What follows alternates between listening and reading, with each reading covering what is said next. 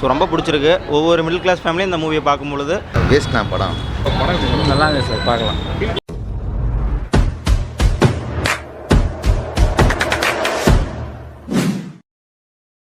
Waste நான் படம் நல்லாவே இல்லை.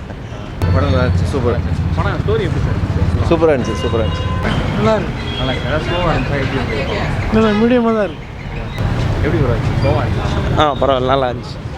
படம் எப்படி? நல்லா இருந்துச்சு சார், பார்க்கலாம். ஃபீல் குட்டாக இருந்ததா? ஃபேமிலி மூவி நல்லா. படம் ரொம்ப சூப்பராக இருக்குது. ஒரு நடுத்தர மக்களின் வாழ்வியலை வந்து ஆழமான சிந்தனையோடு எடுத்திருக்காங்க. ஸோ ரொம்ப பிடிச்சிருக்கு. ஒவ்வொரு மிடில் கிளாஸ் ஃபேமிலியும் இந்த மூவியை பார்க்கும்பொழுது அவங்களுக்கு வந்து ஒரு மோட்டிவேஷனாக இருந்து, ஸோ நம்ம ஜென்ரேஷனில் நம்ம எவ்வளோ எஃபோர்ட் போட்டாலும் நம்மளால் க்ரோத் ஆக முடியலனாலும் ஸோ அந்த அடுத்த ஜென்ரேஷன் நெக்ஸ்ட் ஜென்ரேஷனுக்கு வந்து அந்த ஒரு எஃபோர்ட் வந்து யூஸ்ஃபுல்லாக ஆகும் அப்படின்றத அந்த மூவியில் வந்து ரொம்ப ஃபேண்டாஸ்டிக்காக சொல்லியிருக்காங்க.